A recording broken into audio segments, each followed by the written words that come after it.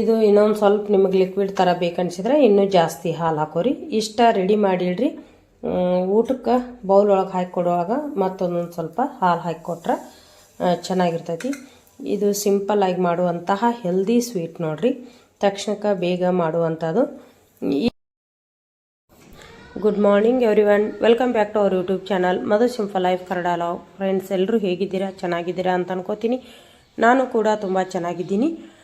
Friends, ಹೊಸಬ್ರು ಯಾರಾದರೂ ನಮ್ಮ ಚಾನಲನ್ನು ನೋಡ್ತಿದ್ರೆ, ಇವಾಗ ಫಸ್ಟ್ ಟೈಮ್ ನೀವು ಈಗೀಗ ನೋಡ್ತಿದ್ರಿ ಅಂದ್ರೆ ನಮ್ಮ ವಿಡಿಯೋ ಕೆಳಗೆ ಒಂದು ಸಬ್ಸ್ಕ್ರೈಬ್ ಅಂಥೇಳಿ ಬಟನ್ನ ಶೋ ಆಗ್ತಿರ್ತೈತಿ ಡಾರ್ಕ್ ಕಲರಲ್ಲಿ.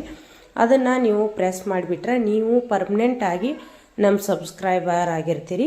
ಇನ್ನು ಡೈಲಿ ನಮ್ಮ ವಿಡಿಯೋವನ್ನು ನೀವು ನೋಡಬೇಕಂತಂದ್ರೆ ಆ ಸಬ್ಸ್ಕ್ರೈಬ್ ಬಟನ್ ಪಕ್ಕದಲ್ಲೇ ಒಂದು ಬೆಲ್ ಐಕನ್ ಇರ್ತೈತಿ, ಗಂಟಿ ಚಿತ್ರ ಇರ್ತೈತಿ. ಅದನ್ನು ನೀವು ಪ್ರೆಸ್ ಮಾಡಿಬಿಟ್ರೆ ಒಂದು ಪೇಜ್ ಓಪನ್ ಆಗ್ತೈತಿ. ಮೇಲೆ ALL ಆಲ್ ಅನ್ನುವಂಥ ಒಂದು ಆಪ್ಷನ್ ಬರ್ತೈತಿ. ಅದನ್ನು ಕ್ಲಿಕ್ ಮಾಡಿಬಿಟ್ರೆ ನಾನು ಡೈಲಿ ವಿಡಿಯೋ ಅಪ್ಲೋಡ್ ಮಾಡ್ತೀನಲ್ಲ, ಅಪ್ಲೋಡ್ ಮಾಡಿದ ತಕ್ಷಣ 1 ಸೆಕೆಂಡ್ ಒಳಗೆ ನಿಮಗೆ ನೋಟಿಫಿಕೇಷನ್ ಬರ್ತೈತಿ.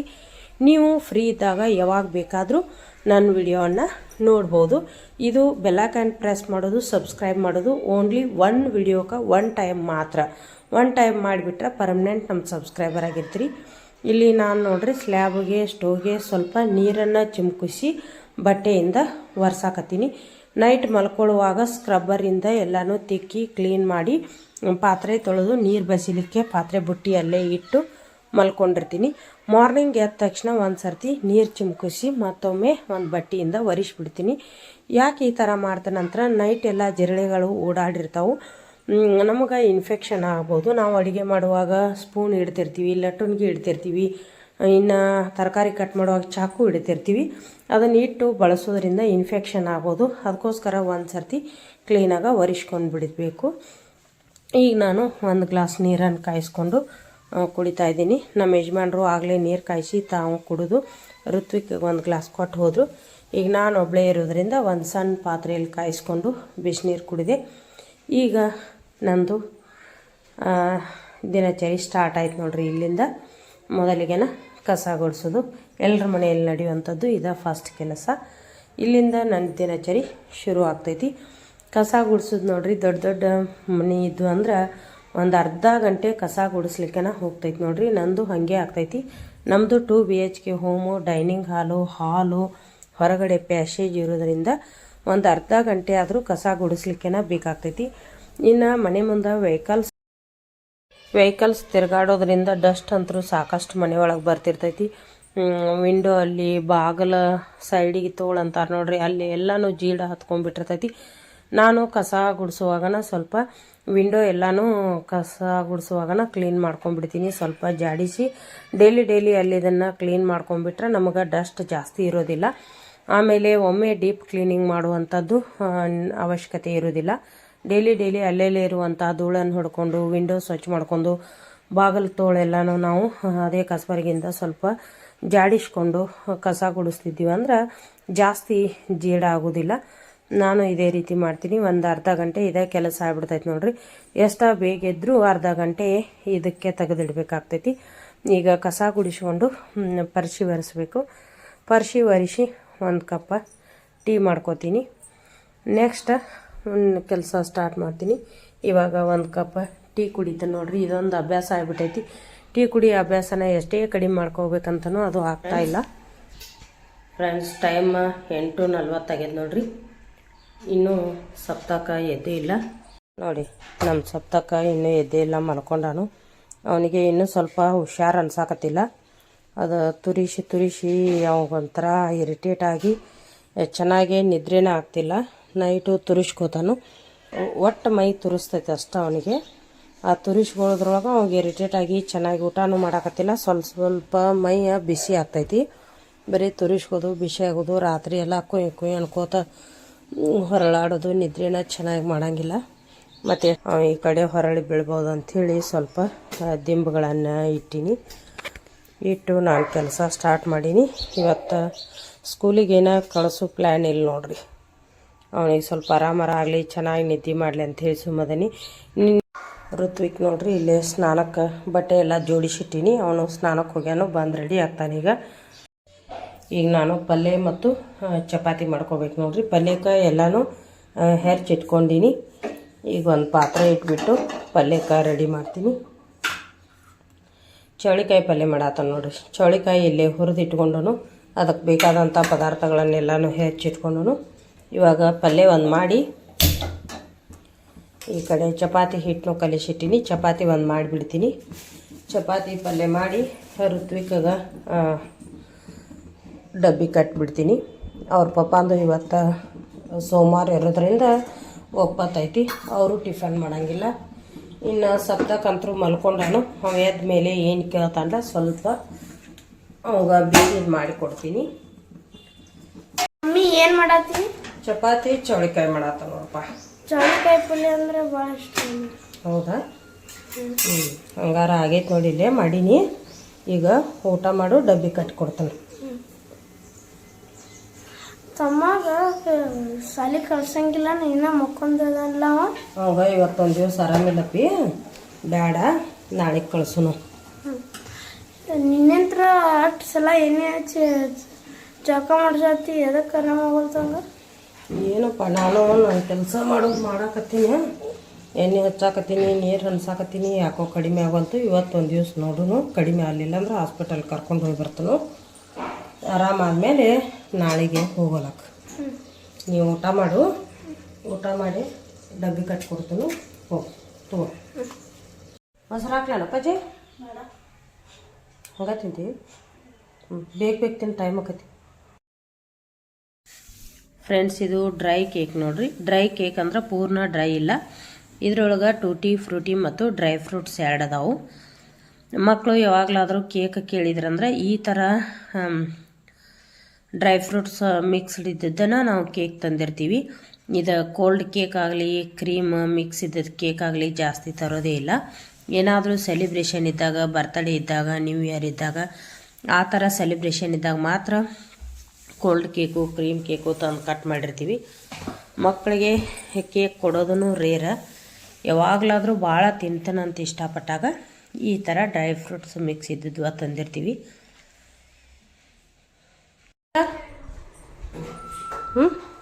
ಕೆಲ್ಸದ ಕಡಿಮೆ ಆಗಿಲ್ಲಪ್ಪ? ಇನ್ನ ಆಗಿಲ್ಲ? ಹಾಸ್ಪಿಟಲ್ಗೆ ಹೋಗಕ್ತಾಳೆ ಇವತ್ತು.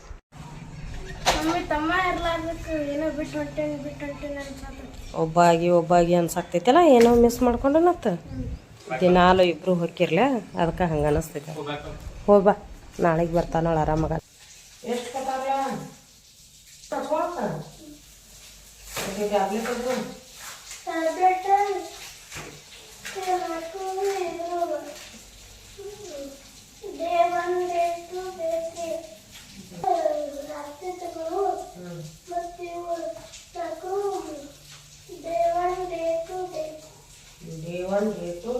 ದಿನ ತಗೋಬೇಕ. ಜಸ್ಟ್ ಚಳಿ ಬಂದಾಗ ಮೈ ನಂತರ ಗುಗ್ರಿ ಆಗಿರ್ತದಲ್ರಿ, ಆ ರೀತಿಯಾಗಿ ಕೆಂಪು ಆಗತೈತಿ. ಕೆರ್ಕೋದ ತಕ್ಷಣ ಒಂಥರ ಕೆಂಪಾಗಿ, ಚಳಿ ಬಂದಾಗ ಒಂಥರ ಮೈ ಕೂದಲೆಲ್ಲ ನೆಟ್ಟಗಾಗಿ ಸ್ವಲ್ಪ ಸ್ಕಿನ್ ಎಲ್ಲ ಹಿಂಗೆ ಗುಗ್ರಿ ಆಗಿರ್ತೈತಲ್ರಿ, ಆ ಥರ ಆಗಕೈತಿ. ಈಗ ನೋಡ್ರಿ ಎಷ್ಟು ಚಂದ ಕೂತಾನ, ಡ್ರೆಸ್ ಅಷ್ಟು ನೀಟಾಗಿ ಹಾಕೊಂಡನು. ಇವಾಗ ಆರಾಮಿಲ್ಲ ಅಂತ ಅನಿಸ್ತೈತಲ್ರಿ. ಈಗ ನೋಡಿದ್ರೆ ರಾತ್ರಿ ಎಲ್ಲ ಕೊಯ್ ಮಾಡೋದು, ಒಳ್ಳಾಡೋದು ಜ್ವರ ಆಗ್ತಿರ್ತಾವು, ತಿಳಿಸ್ತೈತಿ, ಹಂಗೆ ಮಾಡ್ತಾನು. ಈಗ ಪಾಪ ಹಾಸ್ಪಿಟಲ್ ಕರ್ಕೊಂಡು ಹೋಗಿ ಬಂದ್ರೆ ನೋಡ್ರಿ. ಸ್ಕೂಲಿಗೆ ಹೋಗ್ಲಿಲ್ಲವ, 9 ಗಂಟೆ 5 ನಿಮಿಷ ಆಗಿತ್ತು. ಅವಾಗ ಎದ್ದ, ಆರಾಮಿಲ್ಲ, ನಾವು ಎಬ್ಸಿರ್ಲಿಲ್ಲ. ತೋರಿಸಿದ್ವಿ. ಕೆರ್ಕಾಟ್ಕೆಲ್ಲ ಮನ್ಯಾಗ ಎಣ್ಣೆ ಹಚ್ಚಿ ನೀರು ಹನ್ಸೋದು, ಜ್ವರದ ಸ್ವಲ್ಪ ಔಷಧ ಹಾಕೋದು ಮಾಡಿದ್ವಿ. ನಿನ್ನೆ ಸಂಡೆ ಸಂಚನ ಅದನ್ನ ಮಾಡಿದ್ವಿ. ಅದಕ್ಕೆ ಸ್ವಲ್ಪ ಕಡಿಮೆ ಆಗ್ಲಾಕ ಹಾಸ್ಪಿಟಲ್ ಕರ್ಕೊಂಡು ಹೋಗಿ ಬಂದ್ರಿ. ಏನು ಹೇಳಿದ್ರಂತ ಕೇಳಾಕತ್ತನು. ಏನೂ ಹೇಳಿಲ್ಲ ಅಂತ. ಒಂದು 4 ರೀಸನ್ ಹೇಳಿದ್ರಂತ. ಒಂದು ಫುಡ್ ಇನ್ಫೆಕ್ಷನ್ ಆದ್ರೆ ಕೆರ್ಕಾಟ್ ಬಿಡ್ತೈತೆ ಅಂತ ಹೇಳಿದ್ರಂತ. ಇನ್ನೊಂದು ಏನಾದರೂ ಕಸ, ಆಮೇಲೆ ಇದು ಬೇರೆ ಥರ ಒಂಥರ ಗಿಡ ಇರ್ತಾವ ನೋಡ್ರಿ, ಅಂಥ ಕಸ ಗಿಡ ಹಿಡಿದ ಮೈ ಮುಟ್ಕೊಂಡ್ರೆ ಅದರಿಂದ ಕೆರ್ಕಾಟ್ ಬಿಡ್ತೈತೆ. ಆಮೇಲೆ ಶರ್ಟ್ ಒಳಗೆ ಏನಾದರೂ ಅದು ರಿಯಾಕ್ಷನ್ ಆಗುವಂಥ ಹುಳುಗಳು ಏನಾದ್ರು ಹೋಗಿದ್ರೆ ಮೈ ತೋರಿಸ್ತೈತೆ. ಇನ್ನೊಂದು ಪಿತ್ತಿಗೆ ಆಗ್ತೈತಿ. ಇವು 4 ರೀಸನ್ ಇರ್ತಾವೆ. ಯಾವುದಂತ ಏನು ಗೊತ್ತಾಗಂಗಿಲ್ಲ. ಅದ್ರ ರಿಲೇಟೆಡ್ ಸ್ವಲ್ಪ ಅವರು ಅದನ್ನ ಕೊಟ್ಟಾರೆ. ಜ್ವರದ ಔಷಧ ಕೊಟ್ಟಾರು, ಆಮೇಲೆ 1-2 ಟ್ಯಾಬ್ಲೆಟ್ ಕೊಟ್ಟಾರು, ಒಂದು ಕ್ರೀಮ್ ಕೊಟ್ಟಾರ ಹಚ್ಕೊಳಕ. ಇಂಜೆಕ್ಷನ್ ಮಾಡಿದ್ರು ಇಲ್ಲ, ಅಷ್ಟು ಇಷ್ಟು ಮೆಡಿಸಿನ್ ತೊಗೊಂಡು ಹಚ್ಕೋಬೇಕಾಗೈತಿ. ಡ್ರೆಸ್ ಚೇಂಜ್ ಮಾಡಿ ಕ್ರೀಮ್ ಹಚ್ಚುತ್ತನ್ ಬಾ ಅಂದ್ರ ಪಾಪ ಹಚ್ಕೋಲಿಲ್ಲ. ಅವ್ರು ಹೊರಗೆ ಹೋದ್ರು, ಹಚ್ಕೊ ಅಂತ ಹೇಳ್ಯಾರು. ಸುಮ್ಮನೆ ಕೂತ್ ಬಿಟ್ಟಾರ. ಈಗ ಟಿ ವಿ ಹಚ್ಕೊಂಡ್ರೆ ಸುಮ್ಮನೆ ಕುಂತಾನ. ಹಚ್ಕೋತೈತಿ ಕ್ರೀಮ್ ಹಚ್ಕೊಂಡ್ರೆ ಬೇಗ ಆರಾಮ ಅಂತ ನಾಳೆ ಸ್ಕೂಲಿಗೆ ಹೋಗ್ತೀವಿ. ಊಟ ಅಂತೂ ಏನು ಮಾಡಿಲ್ಲ ನೋಡ್ರಿ, ಟಿಫನ್ ಏನು ಮಾಡಿಲ್ಲ. ಅವು ಚಪಾತಿ ತಿನ್ನಂದ್ರೂ ತಿಂದಿಲ್ಲ, ಏನಾರು ಮಾಡಿ ಕೊಡ್ತಾನಂದ್ರು ಬ್ಯಾಡ ಅಂತಂದ. ಒಂಚೂರು ಹಠ ಮಾಡ್ತಾನೆ. ಸ್ವಲ್ಪ ಆರಾಮ ತೈತಂದ್ರೆ ಊಟ ಬಿಡೋದು, ಪೈ ಪೈ ಪೈ ಪೈ ಪೈ ಪೈ ಅಳುದು, ಅದೇನೋ ಕಿರಿಕಿರಿ ಅಂತಾರಲ್ಲ ಆ ಥರ ಕಿರಿಕಿರಿ ಮನುಷ್ಯ ಅದಾಗ್ರಿ ಇವನು ಭಾಳ ಊಟ ಮಾಡಿಸ್ಬೇಕಾರೆ ಫುಲ್ ರಂಪಿಸ್ಬೇಕು. ಔಷಧಗಳಿಗೆ ಮಾತ್ರ ತಗೋತಾನ್ರಿ. ನಿಂತಿಗೆ ನಾನು ರಾತ್ರಿ ಅಷ್ಟ ಹೇಳ್ತಾನು, ಔಷಧಗಳಿಗೆ ಕಿರಿಕಿರಿ ಮಾಡೋದಿಲ್ರಿ ಅವ. ಆರಾಮ ಮಾತಾಡಿ ಡಾಕ್ಟರ್ ಕಡೆ ಹೋಗ್ಬೇಕಲ್ಲ. ಈಗ ನೋಡ್ರಿ ಹೆಂಗ್ ಕೂತಾನ, ಮುಂಜಾನೆಯಿಂದ ಮಲ್ಕೊಂಡ್ಬಿಟ್ಟಿದ್ದ. ಮುಂಜಾನೆ 9:05 ಎದ್ದಾನು, ಒಟ್ಟು ಕೊಯ್ ಕೊಯ್ ಕೊಯ್ ಕೊಯ್ ಕೊಯ್ ಕೊಯ್ ಅಳಕತ್ತಿದ್ದ. ಅವ ಅಳದ್ ಮಾಡಿ ಅಪ್ಪಪ್ಪ ಬೇಡ ಬೇಡ ಇವೇನು ಇಡೀ ದಿನ ಹಿಂಗ ಮಾಡ್ಕೊತ ಕೂತಾನ, ನೀನೇ ಒಂದ್ ದಿವ್ಸ ಲೇಟ್ ಆಗೈತೆ ಸುಳ್ಳು ತಗೊಂಡು ಹೋಗ್ಬಿಟ್ಟು ಒಟ್ಟು ಹಂಗೆ ಮಾಡ್ಕೊತ ಕೂತಾನ. ಚಪಾತಿ ತಿನ್ನಿಲ್ಲ, ಏನು ಮಾಡಿ ಕೊಡ್ಲೇನಂದ್ರೆ ಏನು ಬೇಡ ಅಂದ. ಒಂದು ಕಪ್ ಹಾಲು ಕುಡಿದು ಹಾಸ್ಪಿಟಲ್ಗೆ ಅನ್ನೋದು. ಈಗ ಏನಾಗ್ತಿ ಅವಾಗ ಟಾನ್ಸಿಲ್ಸ್ ಒಂದು ಭಾಳ ಅಂದ್ರೆ ಭಾಳ ಪೇನ್ ಆಗ್ಯಾವ್ರಿ. ಆಪ್ರೇಷನ್ ಹೇಳ್ಯಾರು, ನಾವು ಆಪ್ರೇಷನ್ ಮಾಡಿಸ್ಬಾರ್ದು. ಇವ್ ಇಷ್ಟಿಷ್ಟು ಕಣ ಇಷ್ಟು ಅಳ್ತಾನು, ತಡ್ಕೊಳಂಗಿಲ್ಲ, ತಡ್ಕೊಳ್ಳೋ ಶಕ್ತಿನೇ ಇಲ್ರಿ. ಅವ್ ಆರಾಮಿದ್ದ ಭಾಳ ಚಲೋ ಇರ್ತಾನೋ, ಆರಾಮ್ ಸರಿಯಾಗ ತಡ್ಕೊಳ್ಳೋ ಶಕ್ತಿನೇ ಇಲ್ಲ. ಇನ್ನು ಆಪರೇಷನ್ ಮಾಡಾಕತ್ರ ಹೆಂಗೆ ಆಪರೇಷನ್ ಮಾಡ್ಕೊತಾನಿವ, ಅದು ಒಂದು ದೊಡ್ಡ ತಲೆನೋವು ಆಗೈತಿ ನಮಗೆ. ಆಪರೇಷನ್ ಮಾಡಿಸಿದ್ಮೇಲೆ ಒಂದು 15 ದಿವಸ ಗಂಟ್ಲೆ ಅದೆಲ್ಲ ಲಿಕ್ವಿಡ್ ಕುಡಿಬೇಕು, ಅವು ಪೇನ್ ಹಾಕಿರ್ತಾವು. ಇವ ಬ್ರೇಕ್ ಪಾಯ್ ಪಾಯ್ ಪಾಯ್ ಅನ್ಕೋತ ಅಳ್ಕೋತ ಕೂತ್ಬಿಟ್ಟಾನು. ಅದಕ್ಕೆ ಆಪರೇಷನ್ ಮಾಡ್ಸಾಕ ಮನಸ್ಸಿಲ್ರಿ ಅವಾಗ ನನಗೆ. ಭಾಳಷ್ಟು ಕಾಡ್ತಾನ. ನಾವು ದೊಡ್ಡಿ ಬಂದು ತೊಗೊಂಡು ಕೂತ್ರ ಒಂದು ಅಳದ ತಪ್ಪಂಗಿಲ್ಲ. ಹೆಂಗೆ ತಡ್ಕೋತಾನಿವ ಅಂತೇಳಿ ಆಪರೇಷನ್ ಮಾಡಿಸೋದು ಬೇಡ, ಇನ್ನೊಂದು ಸ್ವಲ್ಪ ಹಿಂಗೆ ಇದು ಮಾಡ್ಬೇಕಂತೇಳಿ ನಾ ಇದು ಮಾಡಾಕತ್ತೀನಿ. ಅವ್ರು ಡಾಕ್ಟ್ರು ಪ್ರತಿ ಸರ್ತಿ ಆರಾಮದಾಗ ಆಪ್ರೇಷನ್ ಮಾಡಿಸ್ಬಿಡ್ರಿ, ಅದು ಟಾನ್ಸಿಲ್ಸ್ ಅವು ಭಾಳ ಇನ್ಫೆಕ್ಷನ್ ಅದಾವು, ಅವ ಬೆಳೆಯಂಗಿಲ್ಲ, ಅವ ಬೆಳೆಯಾಕತ್ತಾವು, ಅವ್ನ ಬೆಳವಣಿಗೆ ಆಗಂಗಿಲ್ಲ ಅಂತಾರು. ಅದ್ರ ಸಲುವಾಗಿನ ಮೈ ಹಚ್ಚೋಲ್ರಿ, ಅವ್ರು ಬರೀ ಉದ್ದಕ್ಕೆ ಬೆಳೆಯಾಕ್ತಾನು. ನೀವು ಒಟ್ಟ ಮೈ ಹಚ್ಚೋಲ್ರಿ. ಸಣ್ಣಗಿದ್ದ ಭಾಳ ಗುಂಡು ಡುಂಡು ಚಂದ ಇದ್ರಿ, ಅವ್ರು ದಪ್ಪಿದ್ದ. ಈಗ ಟಾನ್ಸಿಲ್ಸ್ ಏನು ಒಂದು 2 ವರ್ಷ ನಾವು ಇದ್ದಾಗ ಆಗ್ಯಾವ್ರಿ. ವಾಪಸ್ ಬರೀ ಕೆಮ್ಮ, ನೆಗಡೆ, ಕಿರಿಕಿರಿ. ಅದ್ರ ಸಲುವಾಗಿ ಮೈ ಹಚ್ಚೋಲ್ಲ ಅಂತ ಹೇಳತ್ತಾರೆ. ಈಗ 1 ವರ್ಷ 1.5 ವರ್ಷ ಆತ್ರಿ. ಅವ್ನ ಮೊದಲು ತಗಿಸ್ಬಿಡ್ರಿ, ತಗಿಸಿದ್ರೆ ಅವ್ನು ಬೆಳಿತಾನೋ, ಇಲ್ಲಾಂದ್ರೆ ಅವ್ನು ಬೆಳೆಯಂಗಿಲ್ಲ, ಅವ್ನ ಮೈಗೆ ಏನು ಹತ್ತಂಗೆ ತಿನ್ನಿಸ್ಬಾರ್ದು ಅಂತ ಅದೊಂದು ಕಿರಿಕಿರಿ ಆಗೈತಿ ಭಾಳ. ಅದ್ರಾಗ ಒಟ್ಟ ತಡ್ಕೊಳಂಗಿಲ್ಲ, ತಡ್ಕೊಳ್ಳೋ ಶಕ್ತಿ ಇಲ್ಲ. ಬೈ ಇವ್ ಡ್ರೆಸ್ ಚೇಂಜ್ ಮಾಡ್ಲಾ, ಇದನ್ನ ಕ್ರೀಮ್ ಹಚ್ತೀನಿ. ಕ್ರೀಮ್ ಹಚ್ಕೊಂಡ್ರೆ ಸ್ವಲ್ಪ ಏನಾದ್ರು ತಿನ್ಲಾರ್ದ ಉಪವಾಸ ಇರ್ಬಾರ್ದು. ಹಂಗೆ ಉಪವಾಸ ಇದ್ರೆ ಅದು ಆರಾಮಾಗೋದೇ ಇಲ್ಲ ನನಗೆ.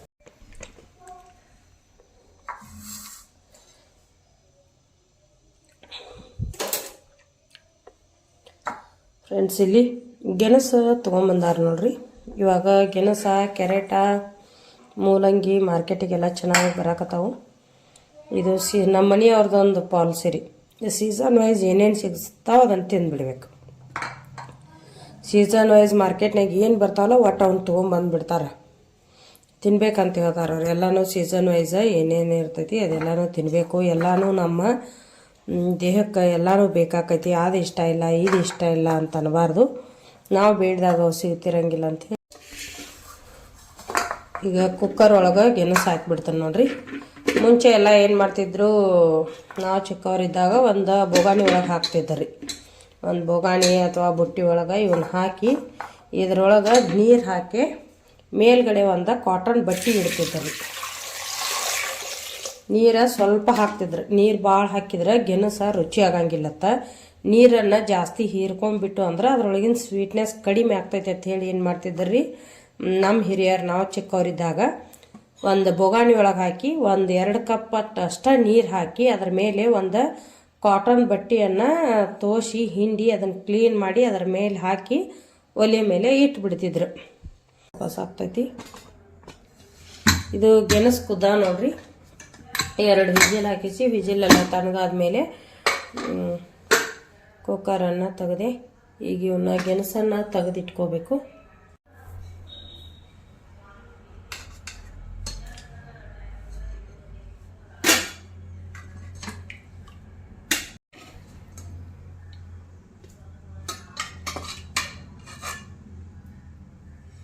ಇದು ಗೆಣಸು ನೋಡ್ರಿ, ಈ ಥರ ಸಿಪ್ಪೆ ಸುಲಿದು ಬಿಡಬೇಕು. ಕುದಿಸಿದ ತಕ್ಷಣ ಇದು ಬೇಗ ಸಿಪ್ಪೆ ಸುಲಿತೈತಿ. ಈ ಥರ ಸಿಪ್ಪೆನ ಬಿಡಿಸ್ಬಿಡ್ಬೇಕು.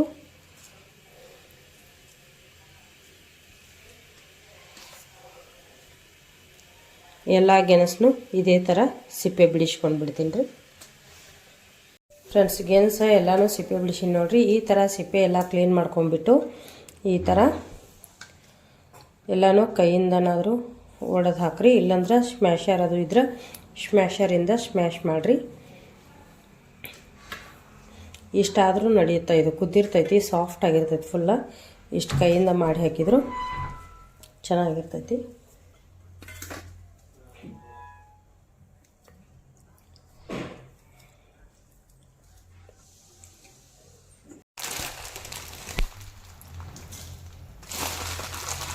ಇದಕ್ಕೆ ಸ್ವಲ್ಪ ಬೆಲ್ಲ ಹಾಕಿನಿ ನೋಡ್ರಿ.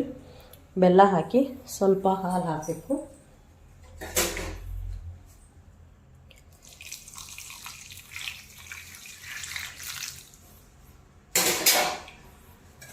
ಒಂದು ಅರ್ಧ ಗ್ಲಾಸದಷ್ಟು ಹಾಲು ಹಾಕಬೇಕು.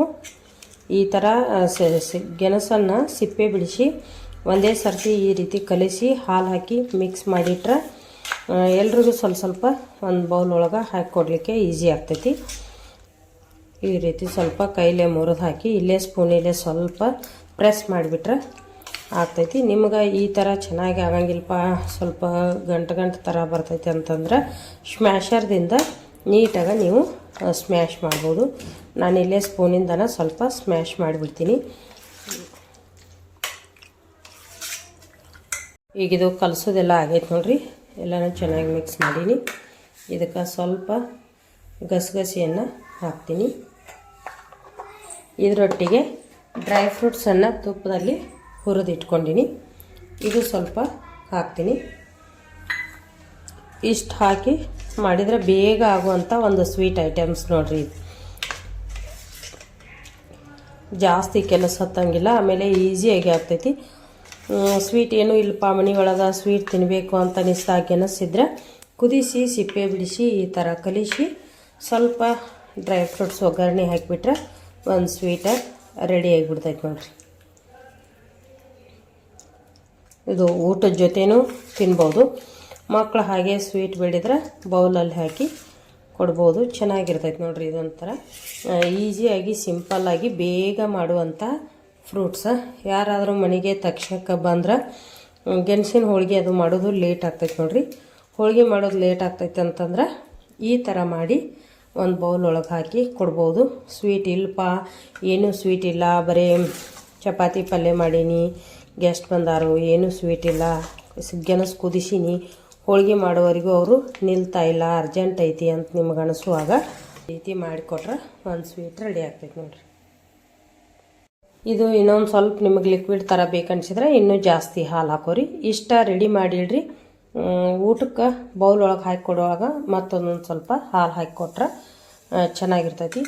ಇದು ಸಿಂಪಲ್ಲಾಗಿ ಮಾಡುವಂತಹ ಹೆಲ್ದಿ ಸ್ವೀಟ್ ನೋಡ್ರಿ, ತಕ್ಷಣಕ್ಕೆ ಬೇಗ ಮಾಡುವಂಥದ್ದು. ಈ ರೆಸಿಪಿ ನಿಮಗೆ ಇಷ್ಟ ಆದರೆ ಒಂದು ಲೈಕ್ ಮಾಡಿ, ನಿಮ್ಮ ಅನಿಸಿಕೆಯನ್ನು ಕಮೆಂಟ್ ಮೂಲಕ ತಿಳಿಸ್ರಿ. ಹೊಸಬ್ರು ಯಾರಾದರೂ ನಮ್ಮ ಚಾನಲ್ ನೋಡ್ತಿದ್ರೆ ಸಬ್ಸ್ಕ್ರೈಬ್ ಮಾಡ್ಕೊಂಡು ನೋಡ್ರಿ. ಎಲ್ಲರೂ ಚಾನಲನ್ನು ವೀಕ್ಷಣೆ ಮಾಡ್ತಿದ್ದೀರಾ, ಚೆನ್ನಾಗೇ ಎಲ್ಲರೂ ಸಪೋರ್ಟ್ ಕೊಡ್ತಿದ್ದೀರಾ. ಇದೇ ರೀತಿ ನಿಮ್ಮ ಸಪೋರ್ಟ್ ಇರಲಿ. ಇವತ್ತಿನ ವಿಡಿಯೋ ಇಲ್ಲಿಗೆ ಎಂಡ್ ಮಾಡ್ತೀನಿ. ಮತ್ತೆ ಹೊಸ ವಿಡಿಯೋದೊಂದಿಗೆ ಬರ್ತೀನಿ. Thank you for watching.